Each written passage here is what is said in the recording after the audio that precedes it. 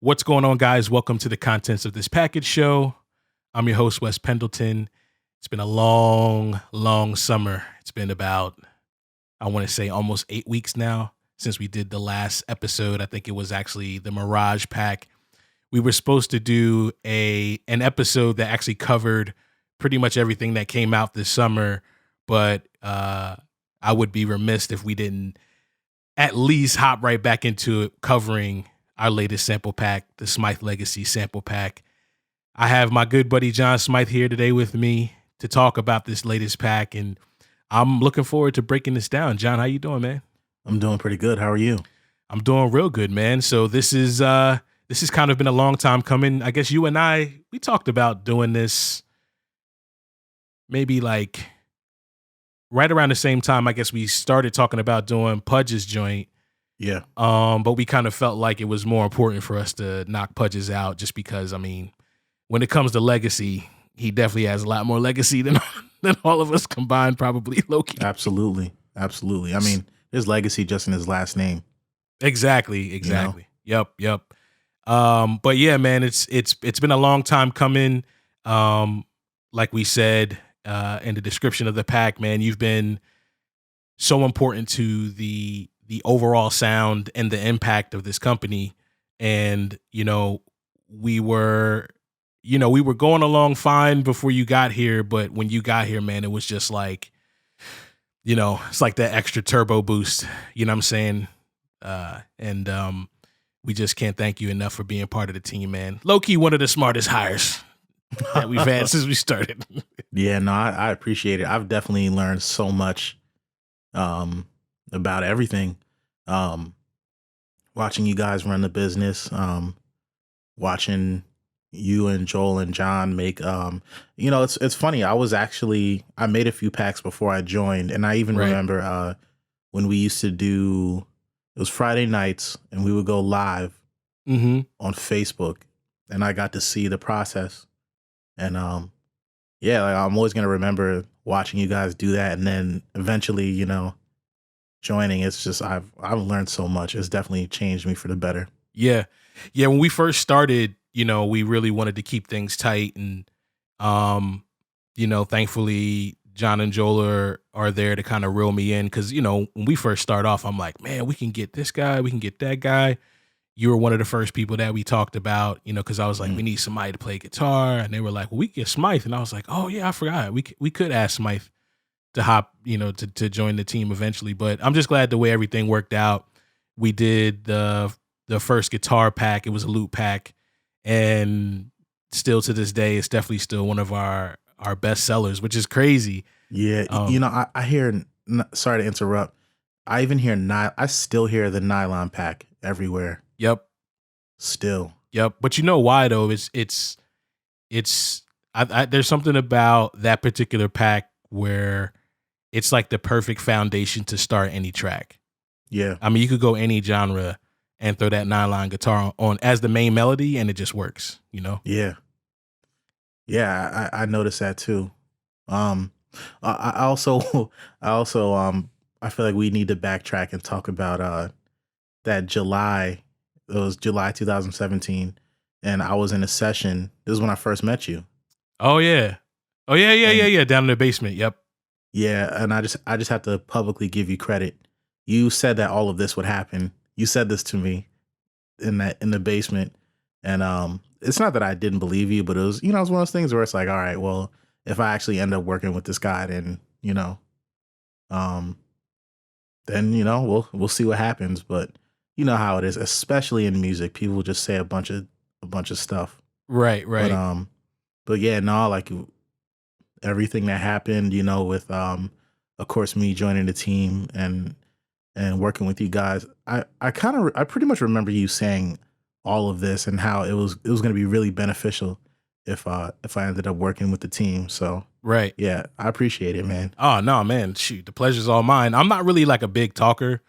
Like when it comes to stuff like that, I think you've come to know me enough to know that anytime I'm saying that, it's because it's something that's been well thought out, and I've probably thought about it for quite a while before I open my mouth to say it. So, it's just one of my gifts is being able to see like people's trajectory and seeing like how if they can be there's people that I know personally that they need to be by themselves, and then there's other people that I know if they were part of a team, just what they brought to the table would just not only bring exponential value to the team, but in your case, I told you that it would bring mad value to you personally as a musician and a producer, and that actually has happened. Yeah, 100%. Out of everybody on the team, it's so crazy to watch the comments, because out of everybody on the team, you're the one that gets the most accolades publicly from like our followers and people that buy our stuff.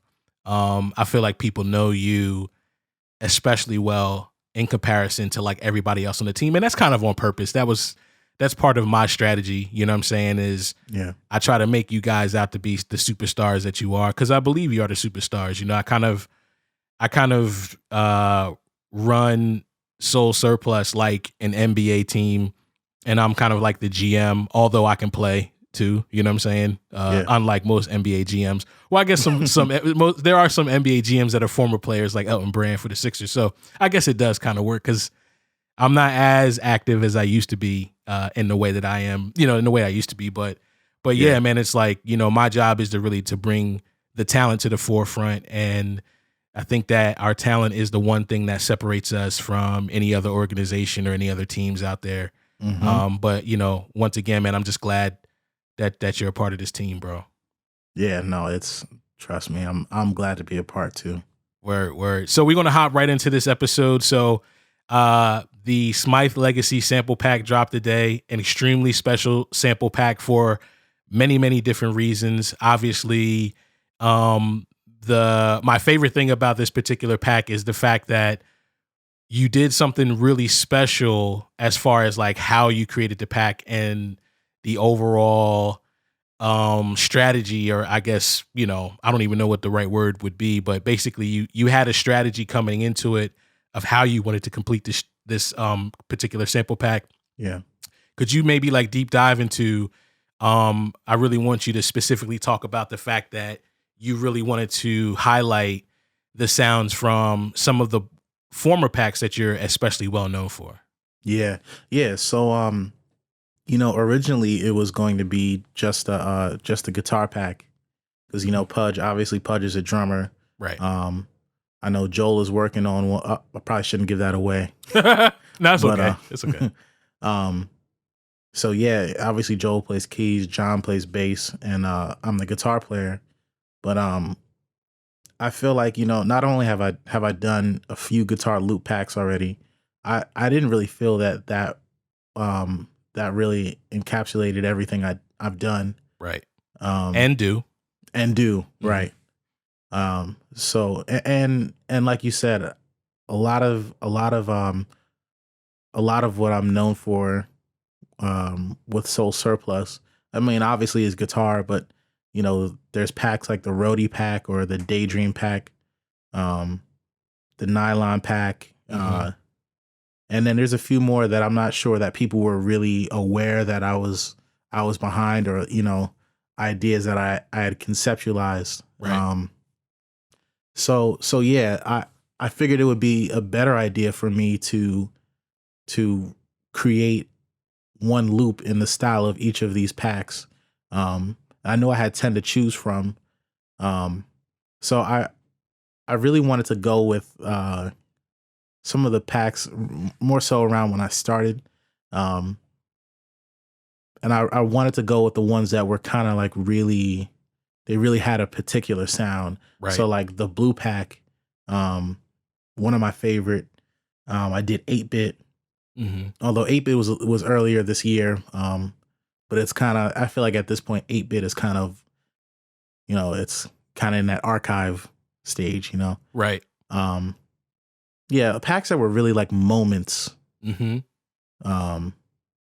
What were some of the other ones? Okay, so the rundown is you did 8-bit, Daydreams, plural, Electronic Fantasy, Lowrider, Roadies, Round 3, Screwed Soul, Shaolin Subway, Sunset West, and the blue pack, like you just said. Oh wow, yeah. Yeah, but the I crazy just thing did it is, and I forgot. you know what my favorite part about this too was, like 8-bit is a perfect example of a pack that it didn't really seem like it would make a lot of noise, so to say. Like it didn't come off as like, people weren't in the comments like, yo, this is fire. In the way that they are for like a Port Rich or something like that, but Right. the amount of sales it was kind of crazy, and not just in our store, but in some of the other third party places that we put our stuff out. It was Yeah. it was pretty crazy to see how much that people liked it. But I think the one thing about specifically packs like 8-bit and like Screwed Soul, or like you said, the blue pack, or even like a round 3, is such a different, it's something that you just not going to find on any other company that does sample packs. Yeah. Yeah. Or if they do it, it's just, I don't feel like it's done as well. I'm not trying to pat us on the back, but I am patting us on the back. I just don't feel like it's done as well. Yeah. And I think that really is where your unique talent shines extremely bright. Especially in comparison to just like, oh, John plays guitar, you know? So yeah, I think you hit it right on the head. Um, I would say it like this, and I don't want to compare myself because he's one of the greatest rappers of all time, obviously. But if I was to tell you, there's gonna be a overweight rapper who wears a mask and he raps about comic books, you would kind of probably look at me like I'm crazy. But MF Doom is he has such a cult following that it works, Right. and yeah, like the ideas for these packs, right away when you think about it, you don't think it's gonna be a hit or it's gonna, this is the one. Hmm. But their ideas and their concepts that are very intentional, and they're done consistently, that they go over. Right. Um, yeah, like you said, 8-bit. I remember earlier this year, uh, we were having a conversation, me, you, and my brother, and you were saying how an idea like that is actually pretty risky. And at that point, because you always let me kind of just do whatever I want to do, Right. Right. there's like a level of trust there, which I really appreciate. Um, yeah, and that conversation opened my eyes, and I thought about it, and I thought, yeah, like this is definitely a step away from what our overall aesthetic is. Hmm. I don't think it's a complete departure, but it's definitely it definitely uh it's a step away. But yeah, I mean, I left out some packs that were probably even a bigger example of this, like the black pack. Right. I consider doing that one. um there's what's the one I did? It was early last year. It was like my first pack with you guys when I was on a team. It has like the spinning tape reel. uh Jason. Adjacent, there was definitely some different stuff on that pack. That's still one Or of my even, favorite packs to this date, by the way. yeah, I did that pack completely with the mini log. Yeah, I remember that. Yeah. And I remember like, bruh, and this is the stuff that I'm talking about, where I just really don't know if people quite understand where we go in these packs Yeah, a lot of times. I mean, I guess it's hard to keep up. I mean, I see all the comments like, damn, you guys are killing it. Y'all, I can't keep up with y'all. And I guess it is like, all they just want to make sure is that it sounds good. But yeah, I really sometimes don't really believe that people know the care, and just like the technical diligence that goes into creating these packs, um, to be able to use one particular instrument to create a whole sample pack is extremely hard to do, especially because you're technically kind of limited in the sounds that you're able to create. And I think that's even one of the reasons why we use analog instruments heavily, is because, I mean, with the mini log, I mean, you can go, even though it's one instrument, I mean, you could take it, in different places depending on, parameters that you're using, delay, the whole nine of yeah. plugins that you're using on the back end. I mean, I made Power Punch with the mini log, Right. you Right. know? Right. I think that's definitely one of the things that's kind of been a theme in my career overall. Even as a guitarist, I I always felt like guitar was when I was playing guitar, I never felt like I was playing the guitar. Right. I felt like the guitar was a way for me to make sounds and a way for me to express myself. Right. That's why I I guess in a way it's helped me learn so many genres so that when it's time to do a pack that sounds like Black Sabbath, or it's time to do a pack that sounds like Afrobeat. Um, yeah, I never really pigeonhole myself to a certain genre or like a certain instrument has to be played this way. Um, and those limitations definitely help. I mean, the when you think of guitar, you don't think of a guitar sounding like a violin or a guitar sounding like a synth. But Right. like my that was the whole purpose of me buying effects. Like at first I wanted to sound like I wanted to sound like Dave Mustaine from Megadeth. Like I wanted crazy distortion. Right. But after a while I was like, yo, at the time I didn't have a synthesizer. This was maybe like 7 years ago. Probably about 7 years ago. Wow, I'm getting old. Uh, um 2012. And I remember buying a pitch shifter and buying reverb and delay pedals not to not to make guitar sounds, but so I could make synth sounds because I didn't have a synthesizer. Mm-hmm. And it's funny. Elvin, he always says like certain sounds I have just they're like the publishing sounds because I'll get publishing on records just for making a pad. Right. If I didn't know how to do that, I probably wouldn't be on some of the records that I'm on. Right. I'm trying to think of one. It was something by Dre Murray, and it was off of Oh, I know what 34. yeah, I know what track you're talking about. I Um, don't know the name though. That's the only problem. it was called DW. I can't remember DWB, Mm-hmm. something like that. But I mean, I worked on a few records on that album, but one of them literally I'm just a pad in the background, and you can barely hear it. Right. But it was pretty cool because yeah, now I'm on some records because I can make weird sounds. So Right. yeah, that's kind of like been the thing for me. That's it's helped me a lot. Right. Going Yeah, into even I know there's gonna be haters that are like, Smythe Legacy, like, don't nobody know who Smythe is. You know what I'm yeah, saying? But there is you're right in that like I can't I think maybe one time because like a lot of people don't know, man, we get a lot of placements. A lot. I mean, we get placed we're on something every week now. hmm If you go through the hip hop section, you'd be hard pressed to go through 3 to 4 albums and not hear us at least once hmm on any of the new albums that are coming out. Um, the most interesting thing is just hearing how much that I would say like 90% of the time it's something that you've executive produced.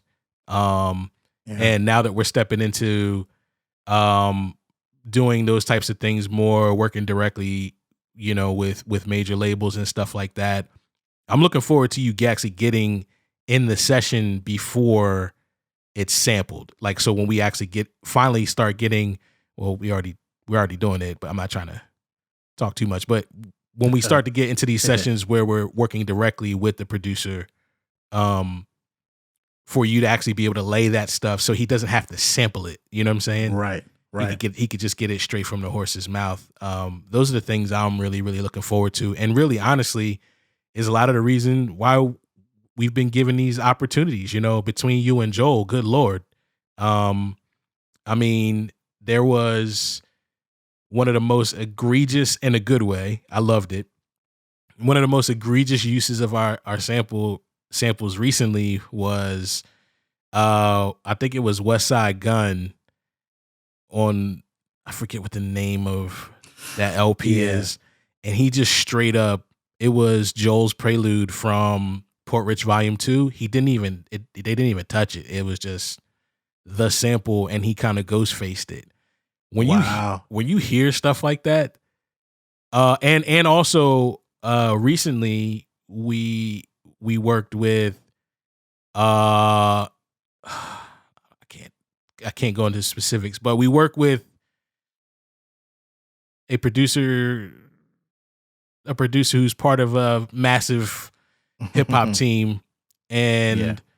and they landed something, and basically their A&R, him and I had to personally like convince RCA that it was actually us and not a straight jack from like an old record. Like they didn't believe him for like weeks.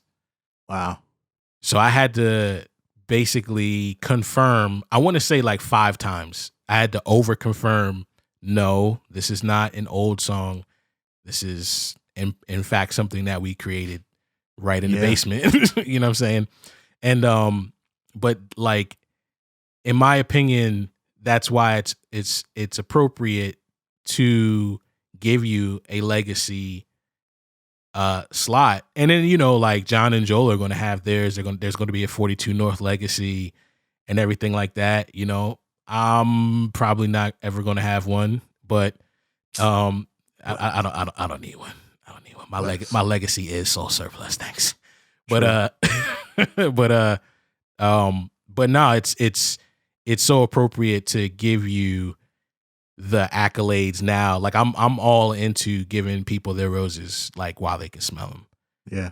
And before you get too big and say, all right, guys, well, it was fun, but I'm now making $10,000 a minute, so I don't need to work with you anymore.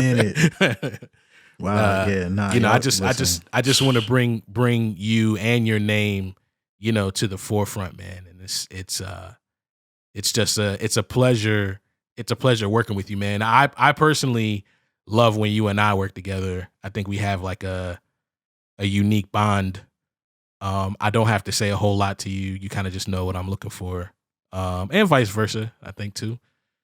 Yeah. You know, it's funny. There's sometimes where I'll do stuff and sometimes I'm like, yo, he might not like this, and then I'll just send it anyway. And you're like, oh Lord, this is great. So like that. Right. However you talk. Right. That was the worst. That was the worst impression. I should be better than that. Sorry. My Lord. Yeah, my Lord. Was that bad? Yeah. No, yeah, it's effortless. Yeah, and I think it just kind of shows like this kind of thing like it was just meant to happen because it's really it's easy. I mean, well the last pack we did was what original motion picture. Yes. Yeah, like you know, I have a very funny feeling about and you know, you're not like this, but a lot of times producers like wanna work, and it just feels like, yo, I'm just gonna be playing everything, and then you're just gonna throw some drums on. Exactly. Yeah, and I'm not with that. But um like when we did that pack, like I told you, like I was like, yo, the vibe is like, I honestly really didn't even have to do much on it. Mhm. You know, I probably could not have, I didn't need to be there, but like, you know, the both of what we added, it just worked so well together, you know? Right. So, Yeah, man. And I think that's the beauty of Joel is kind of that same way too, where, you know, like I'll send him something and I'm just like, hey man, I just need piano on it. And like there's just those keys take the track to the next level, right. you know? But so like moving forward and continuing the legacy, what styles are you looking forward to producing in the near and far future? Because there's so much stuff that we haven't even touched yet. There's some stuff that if we're just being honest, we're a little scared to touch. Mm-hmm. This is a business, and Mm-hmm. I think we did a pretty good job of in the past of like I have this bad habit of saying, yo, I don't care if this doesn't sell at all, man. I'm putting this out here to let dudes know it's about the music, you know. Yeah. Yes, Real but hip-hop. you're right. But we're kind of like past that now. Yeah. There's too much like revenue coming and going through all of our channels now. So we do have to have some wisdom in what we're doing. But with that being said, like, are there any particular sounds that we can look forward to, coming soon? Yeah, so I know this summer we really kept it in the pocket, and that was on purpose. Hmm. Um, we definitely did some different things. But I think once the summer's over, I remember hitting you about an idea for this September. Hmm. Really to specifically, one of my favorite beat tapes is Old Donuts, Right. by Dilla, and that's like that. It's like that Slum Village, Hmm. like so we did Chocolate Water. Chocolate Water is more so what the not Aquarians, Soulquarians, So that's what it Aquarius, is. yeah. More of Um, like when like Water for Chocolate, yeah, like Erica Badu, Orange Moon, exactly. that Dilla. But this is like, and the funny thing is, this is the same era, but this is like a different. This is Dilla without Quest, and this is Dilla, without Poiser. Right. This is like cassette tape Dilla. Right. Um, and that's like Pete Rock and Q-Tip and that kind of thing. So yeah, I've been inspired by that stuff lately. So probably something like that this fall. Um, the idea is just kind of, it's funny, as fast as they come, um, they're almost finished, and I'm on to the next one just as fast. Right. That's kind of how it is because the pace that we work at. And to me, that's kind of like that's what made the Legacy Pack how it is. Because, like I said, those were moments, Right. and this pack is kind of bringing those, like, we can relive those moments through these sounds, and then you know you guys can go back and be like, I never heard this blue pack, or this might have came out before I was on, on the Soul Surplus. So you guys, there's like, for every one of these loops, there's 10 loops that sound like that, 10 more loops. Right. So um so yeah, it's really gonna be spur of the moment, but that's kind of like how the magic is made, not being too um what's the word? Premeditated. That's Right. where the magic really is not being too premeditated with it. Right. Right. Yeah. Yeah. Yeah. I feel like at time. Well, first and foremost, I'm super glad we did a whole lot this summer, and people were wondering why we were doing so much. There's a lot of, we're getting more and more into, publishing and doing stuff for, labels and libraries. And so our time is a little bit more spread out. It's already starting now. Like, um, Joel and I started working on something, while John was out of town. I think you were out of pocket for like a couple days. So it's like, we're going to finally get to a place where we're going to be able to start working on that stuff, but together, all at one time. But Right. I'm looking forward to the fall specifically because you and I and Joel have specifically talked about letting new projects breathe a little bit more.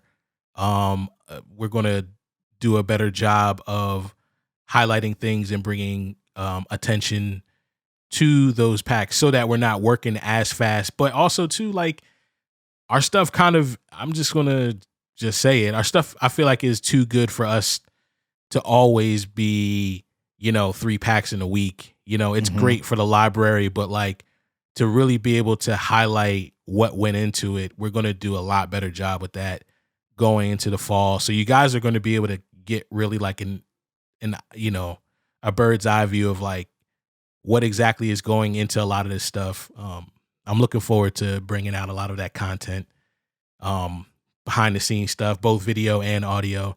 Obviously, more contents of this package Yeah. episodes, but also too, you and I we're currently working on a new audio series to kind of start to go along with the stuff that to go along with these packs, and It's going to be dope, man. And we really believe that this is going to allow for the music to live on for more than 2 days. you know, appreciate you coming on the show this week, man, as per usual. But again, man, we really thank you, and we appreciate everything you've done, man. Make sure you guys go to the site, check out Smythe Legacy sample pack released. This show is actually going to come out Thursday, so it released yesterday. It's available on soulsurplus.com, and also there was a brand new Smythe Legacy collection, which we went and grabbed like all of your packs that you've been the executive producer of, and threw those bad boys up in the collection, man. And all of those outside of the brand new Smythe Legacy pack, all of those are going to be 30% off until Monday. So you definitely don't want to miss out on that, man. Yeah. Just to listen, man. If we're gonna talk about legacy, you might as well go ahead and get as much as you can. You know what I'm saying? Wow. Now, Yeah. No. Thank you. Yeah. I really can't emphasize enough how much being able to do this has. It's really just been life changing. Yeah. I didn't say that before because I didn't want to be dramatic. But if I was really to think about it, like, it definitely is life changing to be able to do what you love every day. Yep. Every single day. I mean, of course I would be doing it. I would be doing it anyway. Right. But this is like a once in a lifetime opportunity to be able to do this in this way, Facts. Yeah, man. We appreciate it again, John. I'll see you next time, man. See ya. All right, peace.